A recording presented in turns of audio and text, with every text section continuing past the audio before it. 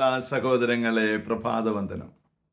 ഇന്നലത്തെ സുവിശേഷത്തിലൂടെ നമ്മൾ കണ്ടു വിളവധികം, വേലക്കാർ ചുരുക്കം, അതുകൊണ്ട് വേലക്കാരെ ആവശ്യമുണ്ടെന്ന് യജമാനൻ വിളിക്കുന്നുവെന്ന്. ഈ വിളിച്ച വേലക്കാരോട് പറയുകയാണ്, നിങ്ങൾ വിജാതിയുടെ അടുത്തേക്ക് പോകണ്ട, സമരിയായി പ്രവേശിക്കണ്ട. പിന്നെ എവിടെ പോകണം? നഷ്ടപ്പെട്ടു പോയ ഇസ്രായേൽ മക്കളുടെ അടുത്തേക്ക് പോകണം. അതായത് അവരോട് പറഞ്ഞാൽ മനസ്സിലാവുന്നേ, കുറച്ചൊക്കെ അവർക്ക് ബേസ് ഉണ്ടെന്നേ, അടിസ്ഥാനം ഉള്ളവരവർ. ഒട്ടും അറിയത്തില്ലാത്തവരെക്കാളും പഠിപ്പിക്കുന്നതാണ് നല്ലത്. ഇത് കുറച്ചൊക്കെ അറിയാവുന്നവരായിരിക്കാം, കുറച്ചൊക്കെ അവർക്ക് മനസ്സിലായിട്ടുണ്ട്, അതുകൊണ്ട് അവരെ പഠിപ്പിക്കാൻ എളുപ്പമാണെന്നാണ് ഈശോ പറഞ്ഞു തരുന്നത്. കാരണം ഈ കഴിഞ്ഞ ദിവസം ഞങ്ങളുടെ പള്ളിയിലെ അച്ഛൻ, ഒരു ഇംഗ്ലീഷ് അച്ഛനാണ്, അച്ഛൻ്റെ കാല് എൻ്റെ നഖമൊക്കെ വെട്ടുന്ന ഒരു പരിപാടി ഉണ്ടല്ലോ, പൊടിക്കൂർ അല്ലേ, അങ്ങനത്തെ ആ പരിപാടിക്ക് വേണ്ടി അവിടെ ഒരു കടയിൽ ചെന്നു. ആ കടയിൽ ചെന്നപ്പോൾ മറ്റൊരു സ്ത്രീകളൊക്കെയാണ് അത് ചെയ്യുന്നത്, ആ ജോലി ചെയ്യുന്നത്. അപ്പോൾ അദ്ദേഹത്തിൻ്റെ കാല് സോക്ക് ചെയ്യാൻ വേണ്ടി കുറച്ച് സമയം വെള്ളത്തിൽ വെച്ചു.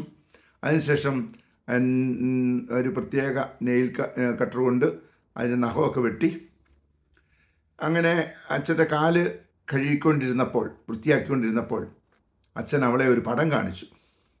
ഈശോ 12 പേരുടെ കാല് കഴുകുന്ന പടം. അപ്പോൾ ആ സ്ത്രീയോട് ചോദിച്ചു അച്ഛൻ, ഇതറിയുമോ? പുള്ളിക്ക് അറിയില്ല. അച്ഛൻ അത്ഭുതപ്പെട്ടു. കാരണം ജീസസിനെ അറിയാത്ത ഒരാൾ തൻ്റെ ചുറ്റുവട്ടത്തുണ്ട്. ഈശോയെ അറിയത്തില്ല, അങ്ങനെ ഒരു വ്യക്തിയെ അറിയത്തില്ല. അങ്ങനെ ധാരാളം പേരുണ്ട്. അവിടെയൊക്കെ പോയി ഈശോയെ പഠിപ്പിക്കാൻ ഭയങ്കര പാടാണ്. എന്നാൽ ഈശോയെക്കുറിച്ച് അറിയാവുന്നവരോട് ഈശോയുടെ ശുശ്രൂഷ നമ്മിലൂടെ നടത്താൻ നമുക്ക് സാധിക്കും കേട്ടോ.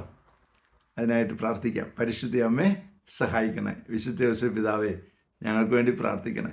പരിശുദ്ധാത്മാവേ എഴുന്നള്ളി വരണേ. പരിശുദ്ധ പരമ ദിവ്യകാരണത്തിന് എന്നേരവും ആരാധനയും സ്തുതിയും പുകഴ്ചയും ഉണ്ടായിരിക്കട്ടെ. ആമേൻ. നമ്മുടെ കർത്താവായ യേശുക്രിസ്തുവിന്റെ കൃപയും പിതാവായ ദൈവത്തിന്റെ സ്നേഹവും പരിശുദ്ധാത്മാവിന്റെ സംസർഗവും സഹവാസവും സ്നേഹവും ശക്തിയും കൃപയും എല്ലാ അനുഗ്രഹങ്ങളും സമൃദ്ധമായി നിങ്ങൾ ഏവരോടും കൂടെ ഉണ്ടായിരിക്കട്ടെ, ഇപ്പോഴും എപ്പോഴും എന്നേക്കും. ആമേൻ.